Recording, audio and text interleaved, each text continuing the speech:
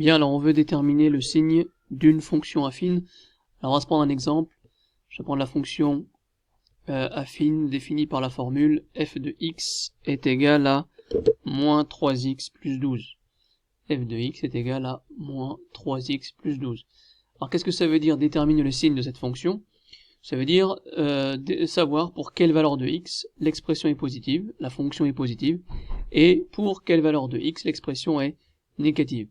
Alors pour ce faire, en fait, on va représenter ça dans un tableau qu'on appelle tableau de signes. Alors qu'est-ce que c'est qu'un tableau de signes? C'est un tableau à deux lignes, d'accord? Deux lignes, une ligne pour indiquer les valeurs de x, et une ligne pour indiquer le signe de la fonction suivant ces valeurs de x. Alors généralement, dans les exercices, soit on vous le donne, soit vous le tracez vous-même. Donc ici j'ai les valeurs de x à indiquer, et ici j'ai f de x, et on va indiquer le signe.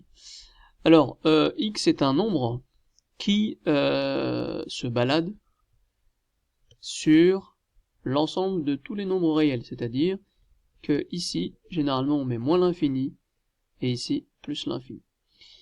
Et le nombre qu'on va mettre ici, donc ici il va falloir mettre un nombre, c'est le nombre où on a un changement de signe pour la fonction f. Bien, alors comment compléter ce qu'on appelle ce tableau de signes? Alors, donc je mets le titre, ici ça s'appelle un tableau de signes. J'aurais dû écrire avec le clavier, ça serait plus propre. C'est pas grave. Donc tableau de signes de la fonction f. Alors, très simple hein, pour le déterminer, pour le compléter ce tableau de signes, donc, il y a deux méthodes. Alors la première c'est, on résout une simple inéquation, donc on peut par exemple résoudre cette inéquation-là. C'est-à-dire chercher pour quelle valeur de x l'expression de gauche est positive. Alors une inéquation, je vous rappelle, hein, ça se résout exactement comme une équation, sauf que à un moment donné, lorsqu'on va faire une division ou une multiplication par un négatif, il faudra faire attention au symbole.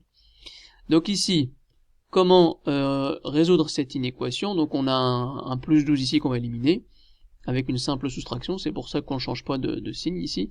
Donc on fait moins 12 à gauche, il va rester moins 3x, et moins 12 à droite, il va rester moins 12. Bien, maintenant, je vais diviser moins 3x et moins 12 par un nombre qui va permettre d'éliminer le moins 3. Et pour éliminer le moins 3, on va diviser par le nombre moins 3. Et là, il faut faire gaffe.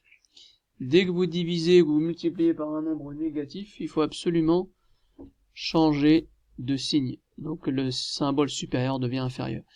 Et donc l'inéquation, qu'est-ce qu'elle devient? Elle devient x inférieur ou égal à 4. Donc x est inférieur ou égal à 4, ça veut dire quoi? Ça veut dire que pour toutes les valeurs de x inférieures ou égales à 4, eh bien l'expression qui est ici est positive. Alors comment ça se traduit dans mon tableau? Je vais indiquer le nombre 4 dans le tableau de signes. Alors le tableau de signes, en fait, on le complète en rajoutant une barre ici, en rajoutant une barre qui va nous permettre de dire qu'il y a un changement de signe, c'est-à-dire qu'à partir de 4, eh bien, l'expression change de signe. Alors maintenant, quel est le signe? Lorsque x est compris entre moins l'infini et 4, c'est-à-dire lorsque x est plus petit que 4, on le voit ici, l'expression est positive. Donc ici, je mets un plus. Et lorsque x est plus grand que 4, donc l'expression est négative. Donc ça s'appelle un tableau de signes. Donc pour le compléter, on peut utiliser cette petite inéquation, mais il y a une méthode plus rapide hein, qui permet de ne pas passer par une inéquation, qui consiste à dire que eh bien, le signe d'une fonction affine, comment on le détermine? Graphiquement, qu'est-ce que c'est une fonction affine? Graphiquement, c'est une droite. D'accord? C'est une droite. C'est une droite. Ici, le coefficient directeur, vous voyez, le coefficient directeur de cette droite est négatif. Donc, c'est une droite qui va descendre. La fonction est décroissante. D'accord? Donc, comme c'est une droite qui descend, à un moment donné, qu'est-ce qui se passe? Elle va couper l'axe des abscisses. Et elle le coupe en quel point, en quel nombre? Elle le coupe en x égale 4. Donc vous avez une droite qui descend, je vais la représenter juste après, hein. Là c'est juste pour le raisonnement. Vous avez une droite qui descend, et qui va couper l'axe des abscisses en 4. Donc si elle descend, c'est qu'à un moment donné, qu'est-ce qui va se passer? À un moment donné, eh bien, les images seront négatives. Donc la droite sera en dessous de l'axe des abscisses. Donc c'est pour ça qu'on met un moins. Donc dès que vous avez ici un coefficient directeur qui est négatif, pensez tout de suite, vous mettez un moins une fois que la fonction s'est annulée. Et donc graphiquement, je vais vous la représenter, ça vous donne cette fonction-là, une fonction qui est, donc c'est une droite qui descend et qui coupe l'axe des abscisses, vous voyez, elle coupe l'axe des abscisses en... alors ici j'ai 2, donc voilà, j'ai remis le bon graphique.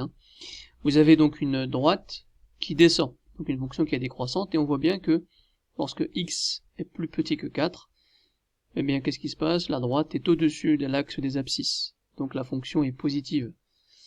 Et lorsque x est plus grand que 4, qu'est-ce qui se passe? Eh bien, les images sont négatives. Donc on peut représenter ça comme ceci. Lorsque x est plus petit que 4, la fonction est positive. Et lorsque x est plus grand que 4, la fonction est négative. Donc voilà comment on étudie le signe d'une fonction affine.